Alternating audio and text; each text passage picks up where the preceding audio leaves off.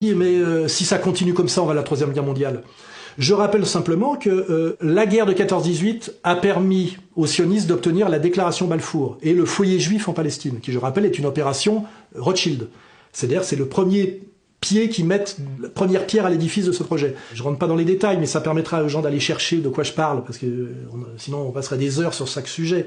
Moi j'ai cette culture, après les gens peuvent aller la chercher sur Internet. C'est plus comme avant, il fallait aller en bibliothèque. Donc je lance un mot, et les gens peuvent aller chercher. La guerre de 39-45, à cause de la Shoah, c'est-à-dire la persécution des Juifs d'Europe par le régime national-socialiste allemand entre 1933 et 1945, faut bien dire ce que c'est les choses, ça leur a permis de passer du foyer juif en Palestine à la création de l'État d'Israël, la partition de la Palestine de 47, suivie de la Nakba, c'est-à-dire Deuxième Guerre mondiale, État d'Israël. Première guerre mondiale, foyer juif en Palestine. Deuxième guerre mondiale, État d'Israël. Troisième guerre mondiale, Grand Israël. Ils sont en train d'y travailler ou ils espèrent y arriver. C'est-à-dire, déclaration de guerre active à tous les pays environnants. Gaza, qui serait normalement ce qui devrait être la Palestine.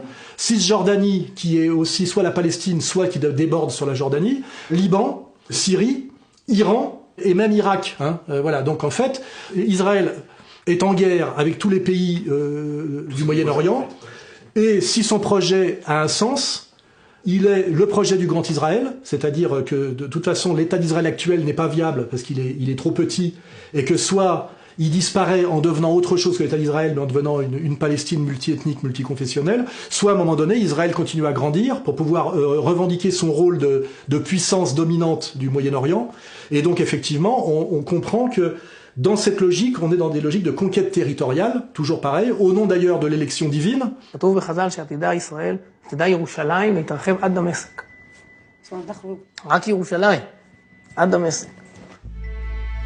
Bezalel Smotrich a une vision maximaliste de la terre promise. Elle inclut les territoires palestiniens, mais aussi des territoires en Jordanie, en Syrie, au Liban, en Irak, en Égypte ou encore en Arabie Saoudite.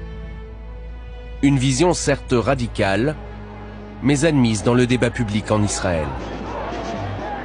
Qui est le principe de la terre promise. Je rappelle, la terre promise n'est pas la terre des ancêtres, c'est une terre qu'on vole par l'agression à un tiers, qui lui est un natif et qui est là depuis longtemps, parce qu'on a soi-disant un texte, qui est un texte sacré, qui vous donne cette terre, par une espèce de voix, qui est une voix, je dirais, ventriloque, parce que, je veux dire, ce livre, qui présente comme un cadastre, c'est quand même eux qui l'ont écrit. This is the promise of God to the patriarchs of the Jewish nation. It's 3,000 kilometers. It's almost as big as the Sahara Desert. So this is the biblical Israel. Yes. Can I call it this? Yeah. It's a place, one part of the universe that was chosen by God. Que ça se soit aujourd'hui revendiqué comme le droit international est autre chose de totalement délirant, parce qu'on est dans de l'hystérie religieuse en réalité, qui ne devrait pas avoir sa place, tu vois, qui ne devrait pas avoir voix à la parole. Aujourd'hui, ces gens-là se permettent d'interdire de séjour en Israël le délégué général de l'ONU, je crois, de déchirer à l'ONU la charte de l'ONU en disant que maintenant que cette charte ne nous est plus favorable, on la déchire. Donc en fait, en ce moment, l'État d'Israël, la puissance sioniste, est en train, l'air de rien, de déclarer la guerre au monde entier, c'est-à-dire au monde de l'universalisme humaniste. בשעת מבחן עליונה הוכחנו שוב, אנחנו עם הנצח, עם שנלחם להביא אור לעולם, עם שחותר להפצת הטוב ולמיגור הרוע. Donc la question se pose de est-ce qu'à un moment donné Israël, conçu au sens large, va être sanctionné parce qu'il transgresse de façon agressive la loi morale universelle, ou est-ce qu'à un moment donné la loi morale universelle, comme eux le souhaitent, va se soumettre à leur double standard, tu vois, ce qu'on appelle d'ailleurs d'un point de vue religieux le noachisme, tu vois. Voilà. Et la question, elle est brûlante, elle est imminente, elle est maintenant. Soit Israël est remis à sa place, soit Israël réellement devient le pouvoir du monde. Il faut comprendre que si l'Iran attaque, ils savent très bien que l'Amérique va attaquer. Alors comment ils attaquent? Ils ne font pas tout seuls. D'accord, les Iraniens ne sont pas des gens idiots.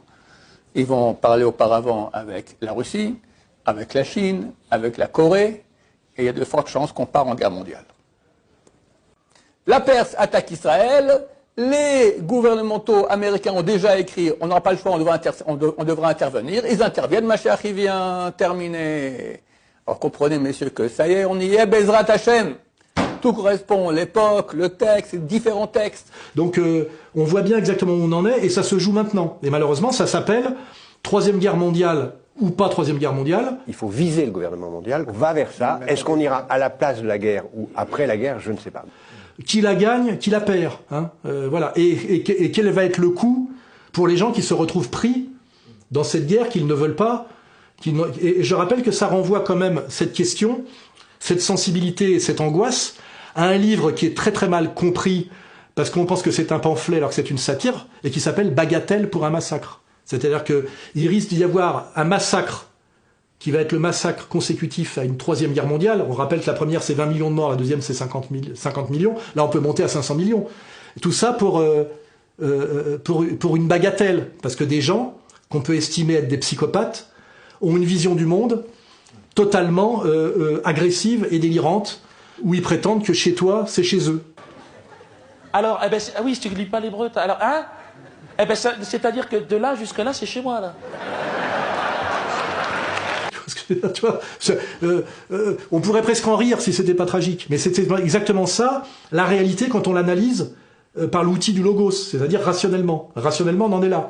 Alors, la question c'est c'est trop, et pour combien de temps encore? Dans 100 ans peut-être aussi encore. Et c'est plus la question du qui, c'est la question du quand, tu vois. Voilà. Tout ça est dans mon prochain livre. Hein.